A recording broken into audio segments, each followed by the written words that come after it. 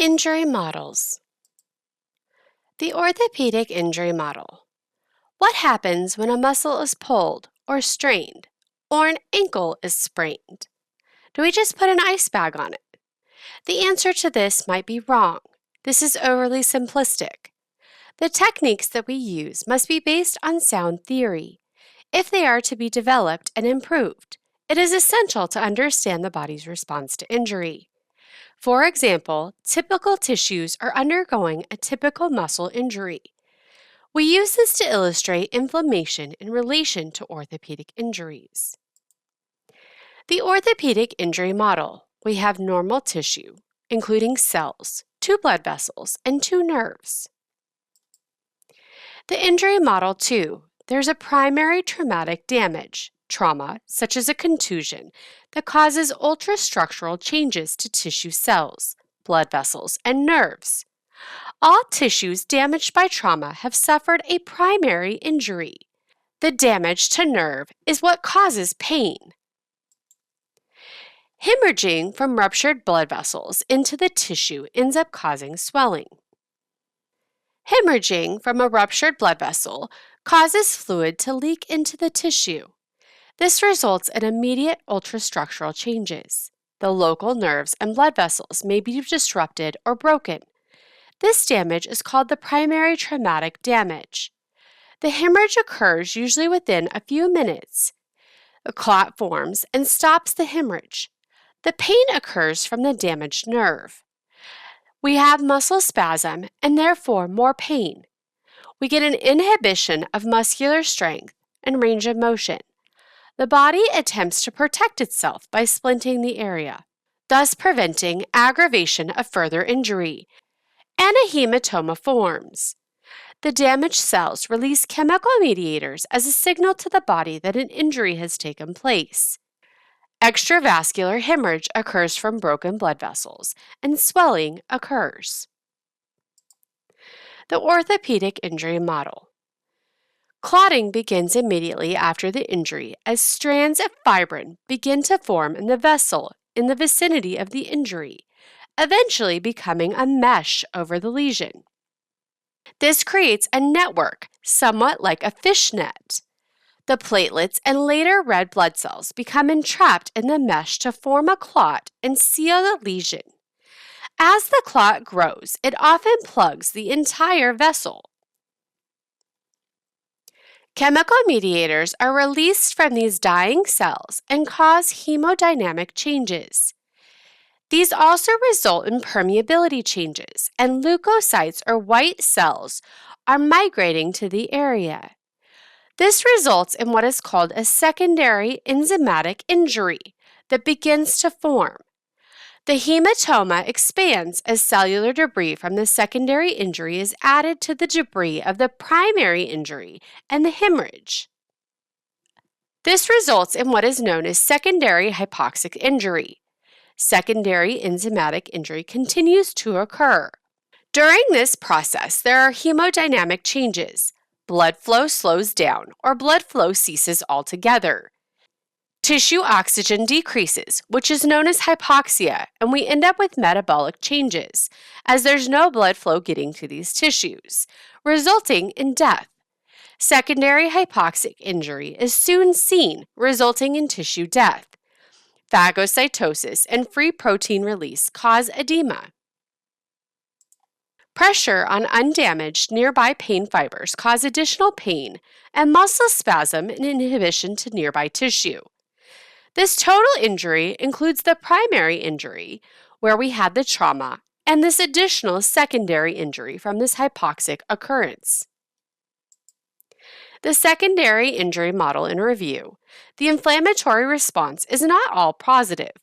For example, slowed blood flow in the vessel of the periphery of an injury and decreased blood flow from the damaged vascular result in less oxygen to cells. If this occurs prolonged, secondary hypoxic injury can occur. This results in the total amount of damaged tissue that is greatly increased and ultimately results in more debris that ends up adding to the hematoma, resulting in greater overall injury. The secondary injury model. The body's response to tissues damaged by trauma, the primary injury, leads to further tissue damage, known as the secondary injury. These are two separate mechanisms that result in secondary injury, the enzymatic injury, and the hypoxia. The energy need ends up being greater than the energy available for the body to continue to process. The decreased secondary injury theory. This is an alternative theory that was proposed in 1976 and was refined later in 1995 and 2002. This was that cryotherapy has little effect on hemorrhaging, and rather that it limits the amount of secondary injury and edema. The logic of this theory is twofold. First, without cryotherapy, cells within the injured tissue that escape the ultrastructural damage from physical insult or the primary injury, and the many cells on the periphery of the primary injury, suffer secondary metabolic injury because of inadequate blood flow and oxygen. Cryotherapy, however, decreases the metabolic need of these cells so that they require less oxygen. They are put into a state of temporary hibernation. These cells are therefore more resistant to the ischemic state caused by the compromised circulation.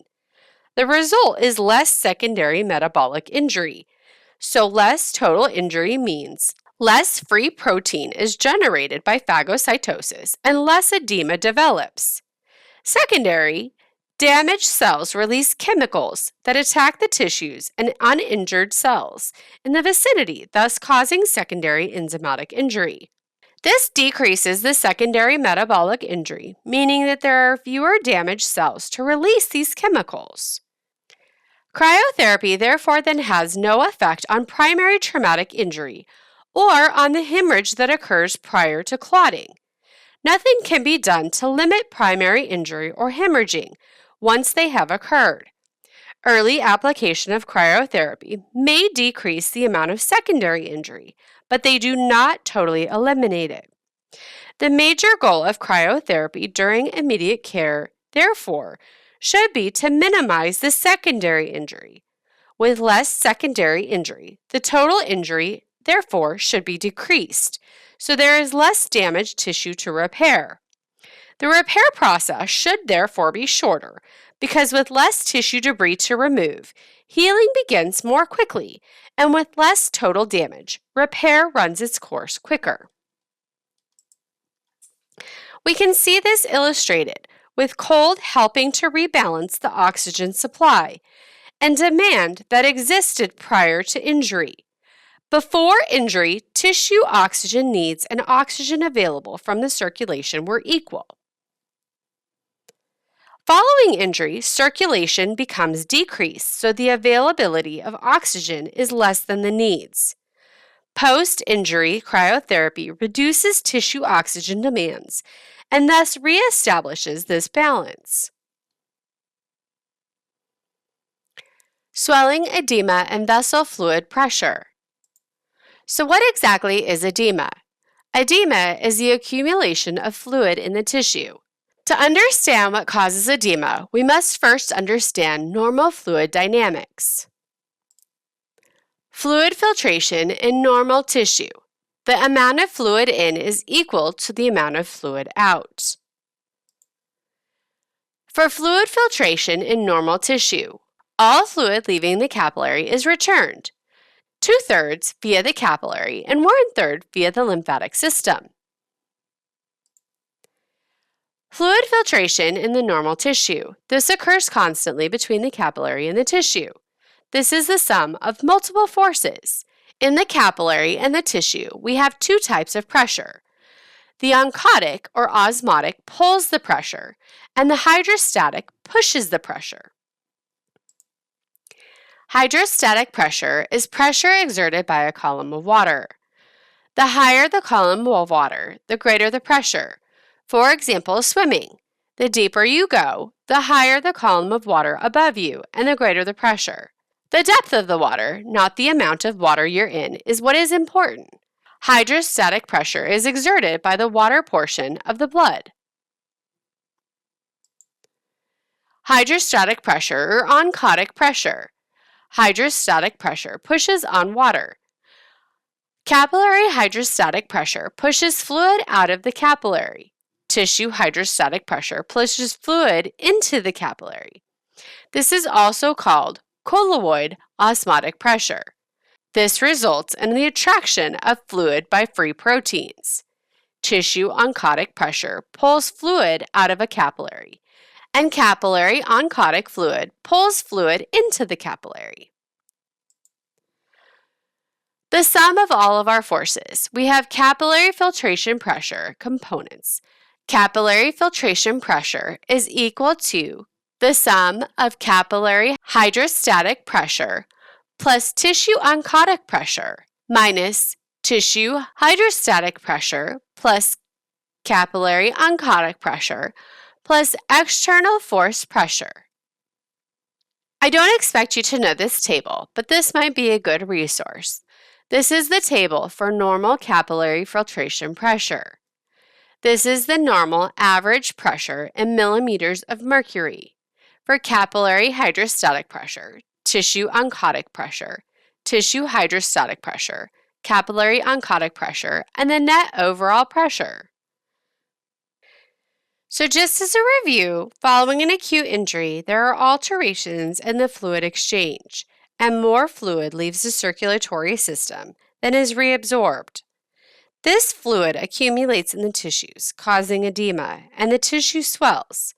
The driving force of edema accumulation is the change in capillary filtration pressure.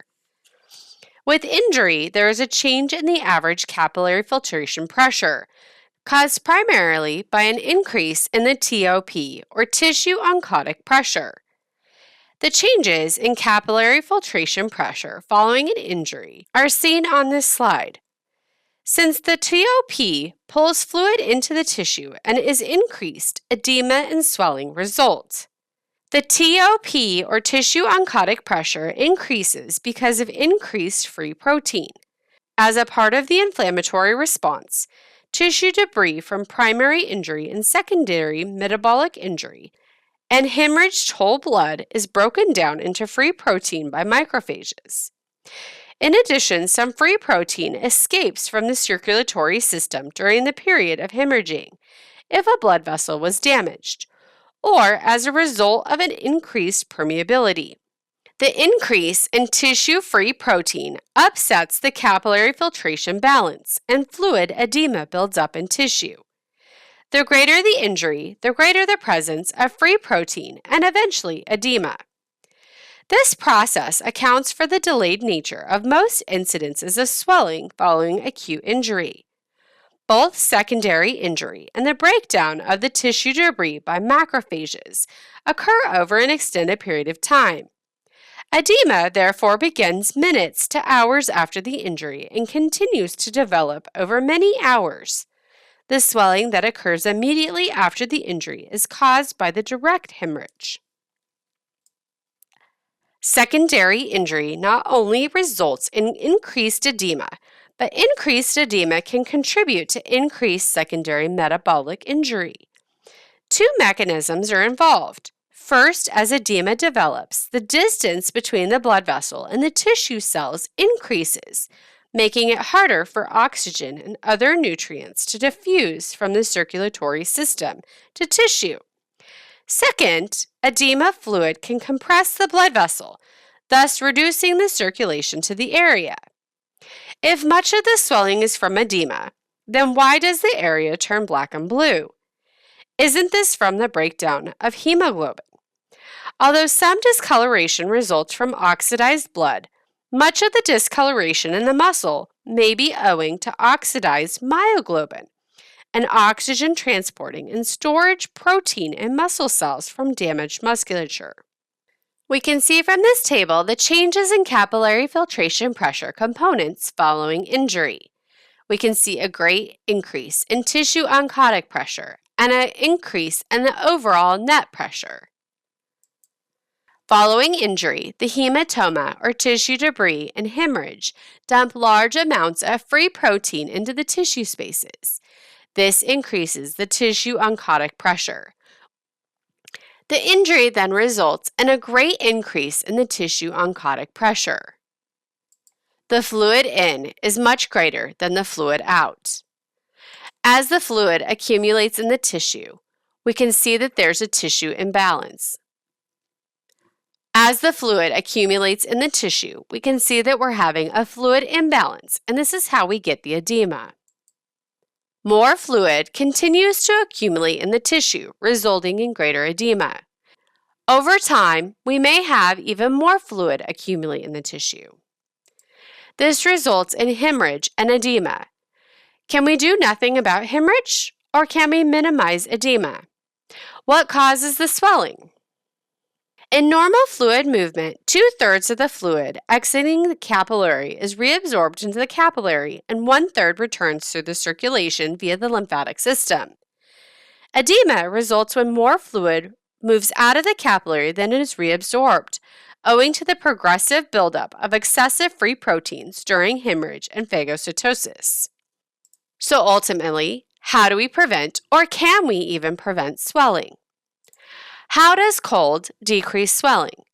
As cold decreases secondary hypoxic injury, the amount of free protein in the tissue decreases. This causes less tissue oncotic pressure, the major factor for edema. Cold can help prevent edema from occurring only if it's applied very quickly after injury. Once edema starts to develop, cold application cannot decrease edema. Remember, with secondary hypoxic injury, with normal tissue, the amount of oxygen needed and the amount of oxygen available are equal. For injured tissues, the amount of oxygen needed and the amount of oxygen available are not equal. The amount of oxygen available is much less. The idea with applying cryotherapy is the amount of oxygen needed becomes much less and is equal to the amount of oxygen that is then available to the tissue. So remember, just as a review, the time of the swelling. Swelling immediately after injury is the result of the direct hemorrhage. Edema begins minutes to hours after the injury and can continue to develop over many hours. This accounts for the delayed nature of most swelling. The common misconception concerning ice and inflammation. Many people think the purpose of ice is to decrease inflammation. However, the inflammation is necessary to prepare the body for healing. Another misconception concerning ice is that it should be used until the swelling is gone. Ice is an effective way for preventing swelling, but not for removing the swelling altogether. Swelling reduction occurs as free protein is removed from the area.